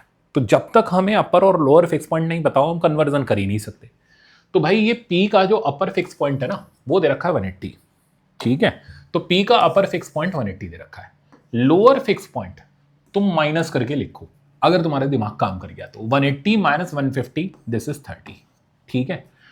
अब Q के लिए देखो, Q की कहानी 0 से शुरू हो रही है तो ये इसका लोअर फिक्स पॉइंट हो गया। अपर फिक्स पॉइंट Q का आप देखोगे तो दैट इज 100। तो इस ग्राफ से मुझे लोअर और अपर फिक्स पॉइंट P और Q के मिल गए। अब क्वेश्चन क्या कह रहा है, अब क्वेश्चन कह रहा है the relationship for the conversion between the two scale. अब कितना इजी है, अब आप ये सोचो, ठीक है ना। तो बस यही था इसके अंदर कि अगर आपको क्लिक कर गया तो आप कर लोगे, नहीं क्लिक किया तो भाई बैठे रह जाओगे। तो temperature on P scale minus lower fix point by 180 minus 30 यानी 150 लिखूंगा मैं। टेम्परेचर ऑन Q स्केल, ठीक है ना, माइनस इसका lower fix point which is 0 divided by 100। This is the conversion tool. अब राइट आंसर देख लेते हैं। तो राइट आंसर देखोगे सेम तरीका मैंने लगाया है, तो right answer is option number B. पूरे 4 नंबर मिलते हैं अगर आपके बेसिक कंसेप्ट अच्छे हैं तो। नेक्स्ट प्रॉब्लम पर चलते हैं। प्रॉब्लम नंबर हमारा 61। ऐसा ही प्रॉब्लम नीट 25 के अंदर भी था, ठीक है ना। ये प्रॉब्लम यहां पर भी है, पहले आप करो फिर मैं बताता हूं।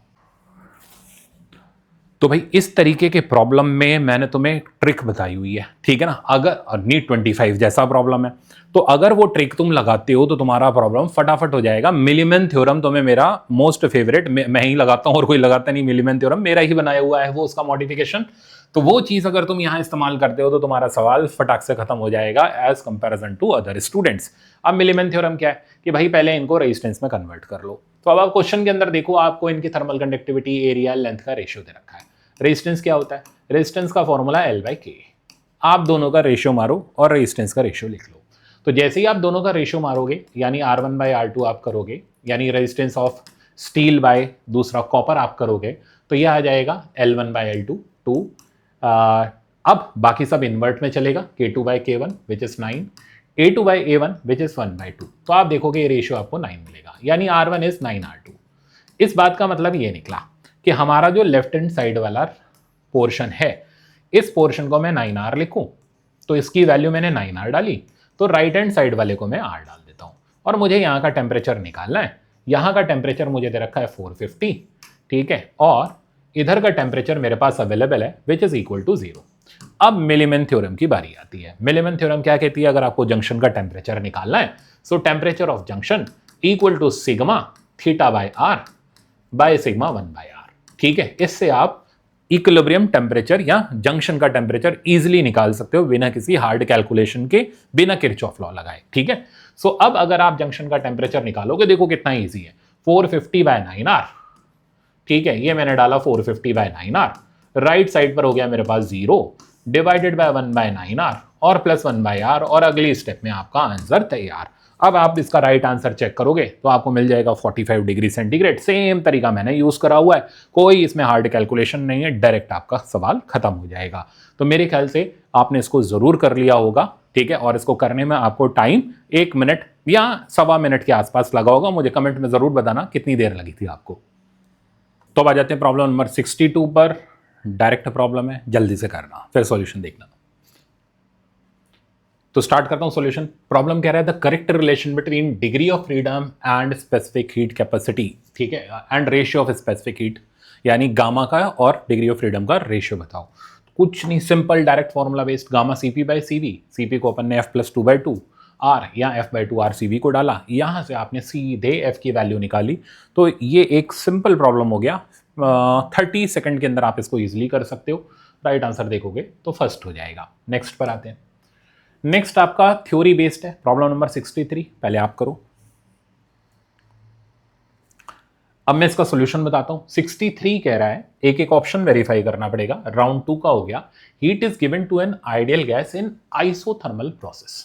अब आइसोथर्मल प्रोसेस में टेम्परेचर हो जाता है कांस्टेंट, है ना। जब टेम्परेचर कांस्टेंट हो गया तो इंटरनल एनर्जी चेंज नहीं होगी, हीट दी जा रही है, तो वर्क जो होगा वहां सिर्फ और सिर्फ जो भी हीट दी जाएगी वो डायरेक्ट वर्क डन के अंदर कन्वर्ट हो जाएगा, दोनों पॉजिटिव रहेंगे। तो ये क्या बोल रहा है? Internal energy gas will decrease, गलत हो गया। इंटरनल एनर्जी इंक्रीज, गलत हो गया। Internal energy will not change, सही हो गया। Gas will do positive work, सही हो गया। ये गलत हो गया। देखा कैसे खटाक से खत्म। तो राइट आंसर, अब आप इस प्रॉब्लम का चेक करोगे तो राइट आंसर सेम तरीका जो मैंने आपको बताया, C और D ऑप्शन आपके करेक्ट आ जाएंगे। नेक्स्ट पर चलते हैं। 64 करो। अब इस प्रॉब्लम को करने में आपकी स्टॉप वॉच की घंटी तो बज गई होगी 2 बार, है ना। लेंदी है, कैलकुलेटिव है, सारे जानते हैं। तो इस तरीके का जो भी प्रॉब्लम आए कि पहले हमने x और y मिक्स करा, फिर हमने y और z मिक्स करा, अब x और z मिक्स करेंगे तो क्या टेम्परेचर आएगा, थर्ड राउंड के लिए छोड़ दो। लालच में मत पड़ो इस प्रॉब्लम में, ठीक है ना। तो ये लालच वाला प्रॉब्लम है, लालच में पड़े तो टाइम खराब हो जाएगा। अब कंसेप्ट तो सबको पता है कि हमें यहाँ पर इक्विलिब्रियम टेम्परेचर दे रखा है, पहले x और y की मिक्सिंग करी गई, तो हमने वहाँ से इक्वेशन बना ली x और y की स्पेसिफिक हीट कैपेसिटी की, फिर y और z की मिक्सिंग करी, हमने वहाँ से उसकी इक्वेशन बना ली। अब जब x और z को मिक्स करेंगे तो हमने ये जो स्पेसिफिक हीट कैपेसिटी z की है और जो y की है, ये उठा करके x की, सॉरी y की नहीं x की, उठा करके इसमें सब्स्टिट्यूट कर दी। इतनी महाभारत करने के बाद आंसर आया 23.84। तो ऐसा जो प्रॉब्लम होता है इसको अच्छी तरीके से दिमाग में रख लो, हाईली कैलकुलेटिव होगा, थर्ड राउंड से पहले नहीं कर पाओगे, और अगर करोगे तो 2-4 सवाल अपने खो दोगे। तो इस प्रॉब्लम का राइट आंसर है डी, एंड दिस इज, ये प्रॉब्लम ऐसा है। राउंड 3 में कुछ अगर करने को नहीं बचा तो कर लो, अदरवाइज इसको स्किप कर देना। नेक्स्ट आप देख रहे हो 65 नंबर प्रॉब्लम करो। तो भाई मीन फ्री पाथ या एवरेज टाइम ऑफ कोलिजन के ऊपर जो सबसे बेस्ट प्रॉब्लम हो सकता है और एम्स दिल्ली वाला स्टूडेंट जिसको करेगा, हर बार मैं यही बोलता हूं, वो ये है। तो इस प्रॉब्लम में आप करके देख लेना, वीडियो रोक करके, आपका ये प्रॉब्लम का आया ही नहीं होगा। तो इस तरीके के प्रॉब्लम में चाहिए हमें बहुत अच्छी अप्रोच। नया प्रॉब्लम है मीन फ्री पाथ पर, क्योंकि नीट वाला इस तरीके का कंसेप्ट को खूब यूटिलाइज करता है। तो मेरा सजेशन ये है, जो बच्चे वाकई में बहुत अच्छी रैंक के लिए तैयारी कर रहे हो वो ऐसे प्रॉब्लम को जरूर करके जाएं, ठीक है ना। अब प्रॉब्लम क्या कह रहा है वो सुनो। ये कह रहा है consider an ideal gas confined in an isolated close chamber as gas undergoes adiabatic expansion. तो एडियाबेटिक एक्सपेंशन इसने खुद चिल्ला चिल्ला के बताया। Average time of collision between the molecule increases as v की पावर q। तो average time is proportional to v की power q। Now what we have to do, हमें v volume of the gas दे रखा है, हमें q की value निकालनी है। अब हम इस प्रॉब्लम में अप्रोच क्या लगाएं, ब्लैंक, ठीक है ना। तो अप्रोच इसकी ये है कि सबसे पहले एवरेज टाइम कैसे निकलता है, तो distance, average distance by RMS speed, इससे निकलता है एवरेज टाइम। लैम्डा क्या चीज है, मीन फ्री पाथ।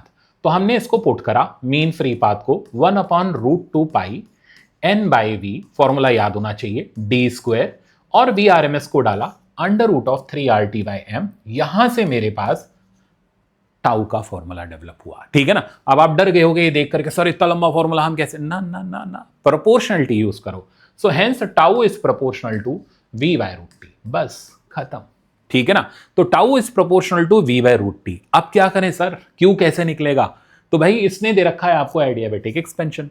अब एडियाबेटिक की प्रॉपर्टी क्या होती है, टीवी की पावर गामा-1 इज कांस्टेंट। तो यहां से टेम्परेचर की वैल्यू उठाओ और यहां पर सब्सटीट्यूट मार दो, तो रिजल्ट बनेगा tau is proportional to v।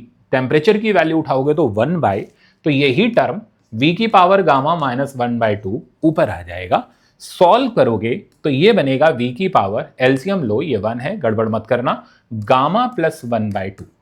अब टाउ हमारा आ रहा है v की power gamma plus 1/2, hence q का वैल्यू जो हो गया हमारा ऑप्शन नंबर 4 करेक्ट हो गया। अब आप इसका सॉल्यूशन चेक करोगे जो मैंने आपके लिए रखा है, सेम q का वैल्यू गामा प्लस 1/2 है। तो था ना एम्स दिल्ली वाला प्रॉब्लम। कमेंट में बताओ कितनों से हुआ और कितने बच्चों से नहीं हुआ था बिना देखे, और इसको सेव जरूर कर लेना अपने पास, ताकि आप जब नीट एग्जाम देने जाओ तो ये आपके क्विक रिवीजन में पड़ा हुआ हो। तो अब आ जाते हैं 66 पर। पहले आप करो फिर मैं सोल्यूशन बताता हूं, बहुत ही सिंपल कंसेप्चुअल है ये। तो अब सोल्यूशन सुनो। तो क्वेश्चन ये कह रहा है consider 2 process on a system shown in the figure. तो भाई पहले प्रोसेस के नाम लिख लो, पीवी डायग्राम नहीं है, ध्यान से आंखें खोल करके देखना, पीटी डायग्राम है। तो ये जो प्रोसेस हुआ हमारा आइसोबारिक हो गया, प्रेशर कांस्टेंट। तो ये आइसोबारिक, ये भी हमारा आइसोबारिक, ठीक है, बारिक। अभी बताना क्या है, अभी बताना है volumes in the initial state are the same in 2 process and volumes in the final state are also same. So दोनों के लिए चेंज इन वॉल्यूम हमारा सेम है, डेल्टा वी दोनों के लिए सेम है। अब हमें पता करके देना है वर्क डन किस प्रोसेस का ज्यादा होगा, किस प्रोसेस का कम। बहुत ही सिंपल है। वर्क डन के बारे में आप जानते हो, आइसोबारिक प्रोसेस का work done P delta we हो गया, यानी डेल्टा वी तो सेम है, तो जिसका प्रेशर ज्यादा उसका वर्क डन ज्यादा, जिसका प्रेशर कम उसका वर्क डन कम। तो आप देख रहे हो ये ग्राफ ऊपर है तो इसका प्रेशर ज्यादा होगा, ये ग्राफ नीचे है तो इसका प्रेशर कम, हो गया सवाल खत्म। तो वर्क डन बी का ए से ज्यादा होगा। अब ज्यादातर बच्चे गलती क्या कर देते हैं, एरिया लेके बैठ जाते हैं। भाई वो पीवी ग्राफ नहीं है, पीटी ग्राफ है, ठीक है ना, फॉर्मूले से वर्क डन आता है।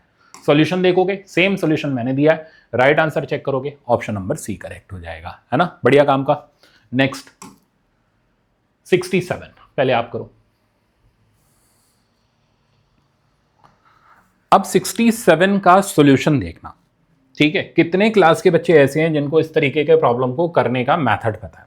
मैंने आपको हमेशा बोल रखा है जब भी ऐसी बातें चल रही हो, पीवी ग्राफ बनाओ। ये बोल रहा है mono atomic gas is compressed from this volume to this volume at constant pressure. फिर कह रहा है heated at constant volume by supplying this much joule of energy. हमें पता करके दो internal energy of the as a result the internal energy of the gas. तो internal energy कितनी हो जाएगी। तो पीवी ग्राफ मैंने आपके सामने बनाया हुआ है, दोनों लाइंस ड्रॉ करो। 2 से 1 की तरफ जा रहा है आइसोबारिक, फिर हम इसको हीट कर रहे हैं आइसोकोरिकली। आइसोकोरिकली हीट करेंगे तो वर्क डन 0 हो जाएगा, हीट डेल्टा यू के बराबर होगी। अब मुझे डेल्टा यू बताना है, ठीक है। सबसे पहला काम इसके लिए हम डेल्टा यू निकालते हैं। अब डेल्टा यू निकालने के या तो फॉर्मूला यूज करेंगे या FLOAT यूज करेंगे, फर्स्ट लॉ ऑफ थर्मोडायनेमिक्स। अब मुझे यहां से यहां का क्या गैस का एटॉमिसिटी पता है? हाँ पता है, तो मैं फॉर्मूला यूज करूंगा F/2 P2V2 माइनस P1V1। तो आप देखो मैंने डेल्टा यू AB का निकाला विच इज दिस मच -150।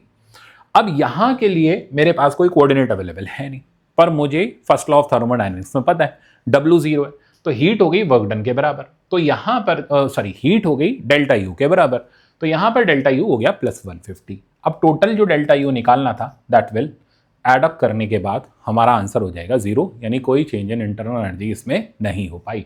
तो राइट आंसर हो जाएगा 4th करेक्ट। ठीक है, ये भी एक बढ़िया ग्राफिकल प्रॉब्लम था। नेक्स्ट आ जाओ 68 नंबर, बहुत ही बेसिक है, जल्दी से कर लो 30 सेकंड में। अब इसका सॉल्यूशन तो बहुत ही सिंपल है, वो तो इसमें छुपा ही हुआ है। कह रहा है Cp - Cv is R/m where Cv is specific heat. ये मोलर स्पेसिफिक नहीं है, ग्राम स्पेसिफिक हीट कैपेसिटी बोलेंगे इसको, ठीक है ना। तो अब वो कहता है ए और बी का रिलेशन बताओ। बहुत ही सिंपल है, हाइड्रोजन ऑक्सीजन के लिए। हाइड्रोजन के लिए अगर मैं चेक करूंगा तो Cp - Cv A हो गया, A की वैल्यू हो जाएगी R/m यानी R/2। ऑक्सीजन के लिए देखेंगे R/32, सीधे डिवाइड मारो, A = 16B। तो राइट आंसर हो गया आपका D। मुझे लगता है ये राउंड 1 में सारे बच्चों ने कर लिया होगा। नेक्स्ट पर चलते हैं 69, पहले आप करो। तो 69 आपका काइनेटिक थ्योरी के पोस्टुलेट के ऊपर बेस्ड क्वेश्चन है ना, थ्योरी बेस्ड है, तो थ्योरी तो आपको आनी ही चाहिए, एनसीईआरटी वाला है। ये कह रहा है the motion of gas molecule freezes at 0 degree centigrade. तो भाई 0 सेंटीग्रेड पे नहीं, 0 केल्विन पे। तो स्टेटमेंट हो गई गलत, गड़बड़ मत कर देना। मीन फ्री पाथ, देखो अभी कराया था थोड़ी देर पहले एक बढ़िया सा सवाल, फिर आ गया, is decreases if the density of molecule is increased. तो मीन फ्री पाथ क्या होता है, फॉर्मूला लिखो, क्लियर पता होना चाहिए आपको, √2 पाई n/v d²।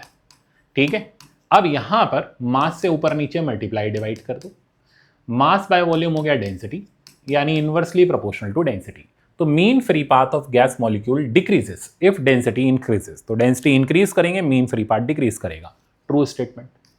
ठीक है, आगे, mean free path of gas molecule increases if the temperature is increased keeping pressure constant. अब टेम्परेचर प्रेशर का रिलेशन लगाओ, तो ये जो वॉल्यूम वाली इक्वेशन है आइडियल गैस इक्वेशन से T/P डाल दो, तो lambda is proportional to T/P।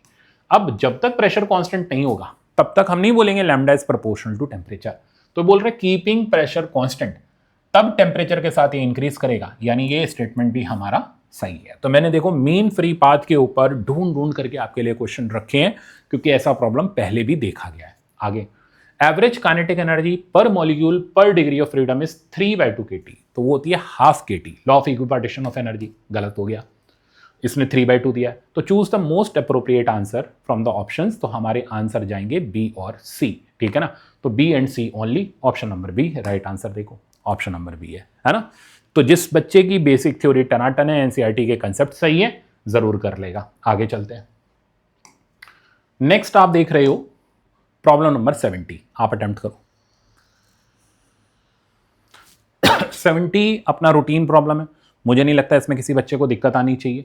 70 वाला प्रॉब्लम ये कह रहा है, in an adiabatic process density of diatomic gas becomes 32 times. So density के टर्म में बात चल रही है, ठीक है। The final pressure of the gas is found to be n times. तो सिंपल मैं बोलूंगा राउंड 1 है, फॉर्मूला लगाओ खत्म है, बस प्रेशर डेंसिटी का रिलेशन पता होना चाहिए। तो प्रेशर वॉल्यूम का तो जानते ही हो, PV की पावर गामा, वॉल्यूम को रिप्लेस कर दो मास बाय डेंसिटी से, तो P/ρ की पावर गामा इज कांस्टेंट, ये हो गया प्रेशर डेंसिटी। बाकी आप डायरेक्ट रेशियो ले लो, तो n की वैल्यू आपके पास आ जाएगी स्ट्रेट फॉरवर्ड 128। राइट ऑप्शन हो जाएगा सी। मैं बोलूंगा ये फर्स्ट राउंड का है, जिसके अंदर कुछ नहीं करना, फॉर्मूला लगाना है और डायरेक्ट आंसर, ठीक है ना। हाँ, अगर कैलकुलेशन यहाँ फंस गई कि मान लो ये 32 है, इसकी जगह कोई ऊट पटांग कैलकुलेशन आ गई, तो आप इसको राउंड 2 पे ले जाना, अदरवाइज तो आप राउंड 1 में उड़ा दो, ठीक है ना। जेईई मेंस 2021 का सवाल, बढ़िया सवाल है, आराम से करना, सही करना, 1.5 मिनट लगेगा, करो। तो देखो इस प्रॉब्लम के अंदर हमसे पूछा जा रहा है नेटवर्क डन। अब उसने सारी स्टेप्स क्लियर कर रखी हैं, आइसोबारिक है, आइसोकोरिक है, एडियाबैटिक है, प्रेशर के भी डेटा हमें सारे दे रखे हैं। अब सवाल ये उठता है हम वर्क डन कैसे निकालें, क्या हम एरिया टेक्निक से निकाल पाएंगे, क्या हम ये एरिया कैलकुलेट कर लेंगे। तो जवाब है हमसे ये एरिया कैलकुलेट नहीं होगा, कारण कि यहाँ पर जो ग्राफ है वो कर्व्ड ग्राफ है, ठीक है ना। हाँ, आप ये जरूर कर सकते हो कि भाई ये क्लॉकवाइज डायग्राम है, तो क्लॉकवाइज के अंदर जो होता है वर्क डन PV डायग्राम में पॉजिटिव मिलता है, तो एलिमिनेशन से जरूर कर सकते हो। तो नेगेटिव वाला ऑप्शन उड़ा दो ठीक है ना, जीरो होगा नहीं ये उड़ा दो, या तो ये होगा या ये होगा। अब मोस्टली ये होना नहीं है। अब RTLN2 हमारा लॉग में तो आइसोथर्मल का ही होता है, ठीक है ना, और ये हो गया एडियाबेटिक। तो बिना कुछ करे भी आप आंसर एलिमिनेशन टेक्निक से दे सकते हो कि भाई मोस्ट प्रोबेबल यही आंसर है, जीरो तो होने का कोई चांस ही नहीं है, ठीक है ना। तो मैंने तो बिना सॉल्व करे भी तुम्हें बता दिया कि इसका आंसर कौन सा है। अब एक्चुअल सॉल्यूशन देखोगे तो वो हम फॉर्मूले मेथड से करेंगे। तो आइसोथर्मल के लिए फॉर्मूला लगाया nRT log V2/V1 P2V2 upon P1V1/1 minus gamma, इसको सॉल्व किया, आप देख लो वही एग्जैक्टली आंसर आया जो मैंने आपको सीधे डायरेक्ट एलिमिनेशन टेक्निक से दे दिया था। तो इसको जरूर कर लेना। इस तरीके के प्रॉब्लम अपने हीट एंड थर्मोडायनेमिक्स में आपकी फिंगर टिप्स पे होने चाहिए। नेक्स्ट दिखाता हूं। नेक्स्ट अब हम आ जाते हैं यूनिट डायमेंशन और एरर। देखो यूनिट डायमेंशन और एरर में अपना जो टेस्ट है ना चैप्टर वाइज, उसको जरूर कर लो भाई, हमेशा सेफ साइड पे रहोगे। यूनिट डायमेंशन और एरर के अंदर जो भी आता है, जैसे डायमेंशनल फॉर्मूले वाला आता है, ठीक है ना, दो या तीन से ज्यादा वेरिएबल का आता है, हमेशा सेकंड या थर्ड राउंड में जाएगा। इसलिए इस टॉपिक में कैलकुलेशन की भरमार होती है। सिग्निफिकेंट फिगर का मैंने एक बहुत अच्छा प्रॉब्लम रखा है, मैं दिखाता हूं। अब जैसे आप पहले इसको अटेम्प्ट करना स्टार्ट करो, ठीक है ना, सॉरी इसीलिए सॉल्यूशन ही खुल गया। तो आप 72 नंबर प्रॉब्लम पहले आप खुद करो, फिर मैं बताता हूं, ठीक है। अब ये जो प्रॉब्लम है, इस तरीके का प्रॉब्लम बच्चा एग्जाम में नहीं कर पाता। अगेन ये वो प्रॉब्लम है जो तुम अगर कर करके जाते हो तो एम्स दिल्ली पक्का है, ठीक है ना। तो अगेन यहां पर मैं तुम्हें एक टेक्निक देता हूं, एक हैक देता हूं, बहुत जबरदस्त है, इस तरीके के प्रॉब्लम में हमेशा काम आएगा। तो कंसेप्ट क्या है, ये कह रहा है in the experiment of Ohm's law potential difference is this much applied across the end of conductor, length is this much, diameter is this much, measured current in conductor is 2.00 ampere, the maximum permissible percentage error in resistivity। तो resistivity के लिए formula आपने लगाया V = IR और ये लगा दिया ρL/A। अब सवाल ये उठता है, हमने इसको ब्रेक डाउन करके भी लिख लिया, V एरिया की जगह πd²/4 भी डाल दिया, सारे काम कर दिए जितने हमें बेसिक करने थे। टाइम्स इधर आ गया हमारा I और टाइम्स आ गया L। अब मुसीबत ये है, मैं ये मैक्सिमम परमिसिबल एरर निकालूं तो निकालूं कैसे? मतलब अगर मैं डेल्टा ρ/ρ करूं, ठीक है ना, तो इधर वाले फॉर्मूलों में कौन सी चीजें कैसे चेंज हो रही है मुझे पता ही नहीं है। किसी का भी डेल्टा नहीं पता, ना डेल्टा V पता, ना डेल्टा D पता, ना डेल्टा I पता, ना डेल्टा L पता। तो सबसे बड़ी सिरदर्दी ये हो जाती है। अब हैक सुनो, है कि यहां काम आता है हमारा डेसिमल प्लेस। तो जो वैल्यू जिस डेसिमल प्लेस में हमें पता है, जैसे इसका सिंगल डेसिमल प्लेस में हमें वैल्यू पता है, तो इसकी जो एरर होगी हम उतने ही डेसिमल प्लेस में लिखेंगे, उतने ही काउंट में लिखेंगे यूनिट करके। मतलब सर, मतलब ये निकला कि अगर आपको डेल्टा V की वैल्यू लिखनी है तो सिंगल डेसिमल प्लेस में 0.1 वोल्ट तक का वोल्टेज इस पे मेजर किया जा सकता है। तो ये प्रिसीजन वाली चीज कहलाती है कि आप कितने डेसिमल प्लेस तक वैल्यूज जानते हो, वही उसकी डेल्टा V यानी एब्सोल्यूट एरर बनती है। अब इसी तरीके से आप सारे लिख लो। यहां सिंगल डेसिमल प्लेस में पता है ये कौन है, लेंथ है, तो डेल्टा L की वैल्यू हमारी हो जाएगी 0.1 यूनिट का ख्याल रखना, सेंटीमीटर। आगे चलो, डायमीटर 5.00 mm, तो डेल्टा D की वैल्यू ध्यान से देखना, दो डेसिमल प्लेस में 0.01 mm। ये थी इसकी हिडन टेक्निक जो बच्चे नहीं जानते। अब इसी तरीके से आप आगे लिखोगे तो क्या दे रखा है मुझे, करंट दे रखा है, तो डेल्टा I की वैल्यू दो डेसिमल प्लेस में हो गई 0.01 एम्पियर। सारी चीजें हो गई तैयार। अब फॉर्मूला हम एरर वाला लगा देंगे। तो देखो नेक्स्ट पेज पे वही एरर वाला फॉर्मूला मैंने ब्रेक करके आपके लिए लगाया है। देखो कैसे खटाक से 3.9% मेरे पास आंसर आ गया। इस सवाल को संभाल के रखना, हो सकता है नीट में आए और तुम मुझे याद करो कि हाँ सर ने ये करा रखा था, जिसमें किसी को नहीं पता कि एरर एब्सोल्यूट कैसे लिखते हैं, उन्होंने बताया था डेसिमल प्लेसेस से लिखते हैं, तो आपका काम बन जाएगा। ठीक है ना, सेव जरूर कर लेना और कमेंट में बताना तुम्हें आता था या नहीं आता था। तो अब आ जाते हैं हम प्रॉब्लम नंबर 73 पर। आपके लिए हलवा है, आराम से कर सकते हो, जल्दी करके इसका आंसर बताना। तो मैं सॉल्यूशन बताता हूं, मुझे नहीं लगता इसमें आपको आधे मिनट से ज़्यादा लगा होगा और क्लियर कट सीधे सीधे एरर का कंसेप्ट है। तो राइट आंसर है ए। इसमें तो मुझे समझाने की भी ज़रूरत नहीं है, सिर्फ वार्म अप के लिए था कि आपको आता है। नेक्स्ट देखते हैं। नेक्स्ट है प्रॉब्लम नंबर आपका 74। अब 74 नंबर प्रॉब्लम जो है जेई मेंस का प्रॉब्लम है। करो उसको, देखो मजा आएगा। ठीक है, अब सॉल्यूशन सुनो। तो ये कह रहा है which of the following physical quantity have same dimension. अब भाई हम सबके डायमेंशन तो रट के तो बैठे नहीं, वैसे तो हमें याद ही हो जाते हैं, बट एलिमिनेशन से हम इसको जल्दी कर सकते हैं। ये कह रहा है electric displacement and surface charge density. अब एक ये सिरदर्दी है, इलेक्ट्रिक डिस्प्लेसमेंट क्या होता है नहीं पता, छोड़ो इसको। Displacement current and electric field, भाई डिस्प्लेसमेंट करंट तो करंट होता है, इलेक्ट्रिक फील्ड अपनी अलग चीज हो जाती है ना, F/Q हो जाती है, दोनों के डायमेंशन अलग अलग होते हैं, तो ये तो होना नहीं। Current density and surface charge density, अब current density current by area, surface charge density charge by area, ये दोनों अलग अलग चीज होगी। इलेक्ट्रिक पोटेंशियल और energy, electric potential W/Q, energy W के बराबर होता है, ये नहीं होता। तो आपने एलिमिनेशन से तो पकड़ लिया कि इसका राइट आंसर ए होगा, है ना। अब इलेक्ट्रिक डिस्प्लेसमेंट क्या होता है उसको भी समझ लो, और ये कैसे सरफेस चार्ज डेंसिटी के बराबर होता है वो क्लियर कर लो। तो इलेक्ट्रिक डिस्प्लेसमेंट फैक्टर होता है एप्सिलॉन नॉट E, ठीक है ना, फील्ड के प्रोपोर्शनल। अब field sigma by epsilon not डाल दो, अपनी वही कंडक्टर वाली, तो देखोगे एप्सिलॉन नॉट कट जाएगा, तो डायमेंशन ऑफ D जो होगा वो डायमेंशन ऑफ सिग्मा के बराबर आ जाएगा। ये मैंने प्रूविंग भी दे दी, पर तुम्हें एलिमिनेशन से करना भी बता दिया। नेक्स्ट आप देखोगे प्रॉब्लम नंबर आ रहा है आपके सामने 75, इसको आप अटेम्प्ट करो। अब इस तरीके का प्रॉब्लम देखो, जेई मेंस 23 है, बिल्कुल भी डरने की जरूरत नहीं है, सिंपल, कोई डायमेंशन की भी हमें जरूरत नहीं है, हम यूनिट से ही काम चला लेंगे। तो मुझे ये बताओ, तुम्हें रेजिस्टेंस का यूनिट पता है? हाँ सर पता है, ओम होता है। एक्सेल का पता है? हाँ जी सर एक्सेल पता है, ओम होता है, ये भी ओम होता है। अब मुझे क्या चाहिए? मुझे चाहिए कि the which of the following is dimensionless, तो किसमें डायमेंशन 1 होगा, कट पिट जाएगा। एलिमिनेशन, अब देखो ओम ओम ओम, तो कोई जादू नहीं कर रहे, ओम ओम ओम के गाने शुरू कर दिए, तो ये हो गया ओम क्यूब, ठीक है ना। यहां पर आप चेक करोगे कट जाएगा डायमेंशन ऊपर नीचे से, है ना, तो ये 1 हो जाएगा। यहां चेक करोगे नहीं कटेगा, 1/ओम बचेगा। यहां चेक करोगे यहां फिर ओम बचेगा, तो एक ही ऑप्शन हमारा करेक्ट है, that is option number B, ठीक। तो ये आप यूनिट से भी कर सकते हो, आपको कुछ रट्टे मारने की जरूरत नहीं है, ये फ्रीक्वेंट प्रॉब्लम है जो मैं आपको करा रहा हूं। अब हम आ जाते हैं लास्ट प्रॉब्लम पर, और ये लास्ट प्रॉब्लम बेस्ट प्रॉब्लम है जो आपका सिग्निफिकेंट फिगर का मैंने आपके लिए रखा है। चल भाई, तो सिग्निफिकेंट फिगर का ये जो प्रॉब्लम है, तो ये जो लास्ट प्रॉब्लम है सिग्निफिकेंट फिगर का मैंने आपके लिए रखा है। अब आप इसको पहले अटेम्प्ट करो और बताना क्या है। तो अब सॉल्यूशन को सुनना, सिग्निफिकेंट फिगर का ये प्रॉब्लम आपको कुछ करना ही नहीं है। अब जो बच्चा इसमें बैठा है इनकी रामायण पढ़ने में, वो टाइम पास करेगा। कहानी क्या कह रही है? ये कह रहा है स्टूडेंट ने बहुत सारी रीडिंग निकाली, ये एवरेज वैल्यू इनकी रीडिंग की ये थी। स्टैंडर्ड डेविएशन यानी डेल्टा ए यानी एब्सोल्यूट एरर, है ना, वो हमें दे रखी थी 0.07 अप टू सो ऑन। तो एवरेज डायमीटर बता दो जो पेंसिल का रिकॉर्ड होगा, ठीक है ना। तो ये किसकी वैल्यू है चेक कर लो, 4 रीडिंग्स किसकी हैं? वर्नियर कैलिपर से हम जो रीडिंग निकाल रहे हैं डायमीटर की रीडिंग निकाल रहे हैं। बड़े ध्यान से सुनना, बिना हाथ लगाए कैसे करेंगे। एडिशन सब्ट्रैक्शन रूल तुम्हें आता है सिग्निफिकेंट फिगर का, कि एडिशन सब्ट्रैक्शन में हम क्या करते हैं, डेसिमल प्लेसेस देखते हुए चलते हैं, है ना, और मल्टीप्लिकेशन डिवीजन में लीस्ट सिग्निफिकेंट फिगर देखते हुए चलते हैं।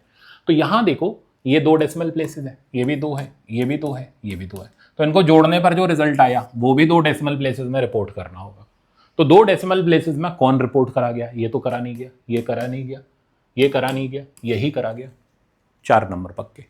ऐसे होते हैं काम इसमें, ठीक है ना। और आगे बढ़ते हैं, यानी हमें 7 को राउंड ऑफ करना पड़ेगा, तो 5.54 होना चाहिए, देख लो बिल्कुल क्लियर है।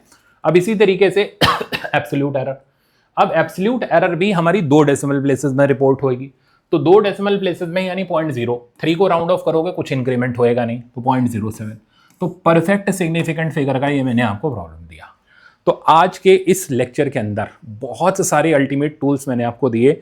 अब तुम एक काम करो, सारा रिवीजन कंप्लीट हो गया है, टेस्ट दे लेना, रैंक लिफ्ट से रिवाइज कर लेना, और इसकी जो पीडीएफ है इसको भाई बिल्कुल भी लाइटली मत लेना, क्लास के बाद ज़रूर इससे रिवीजन कर लेना। और इतना करने के बाद अब मुझे नहीं लगता रीनीट के अंदर तुम्हें कुछ और एक्स्ट्रा लेवल की ज़रूरत है। जितना था, जितने ट्रिक्स थे, जितने आईआईटी के प्रॉब्लम थे, जितने एक्सपेक्टेड थे, जो एनटीए और नीट के फेवरेट थे, मैंने तुम्हें सारे A to Z अब इसके करा डाले हैं, ठीक है ना। अच्छे से प्रैक्टिस करो, all the very best, thank you so much.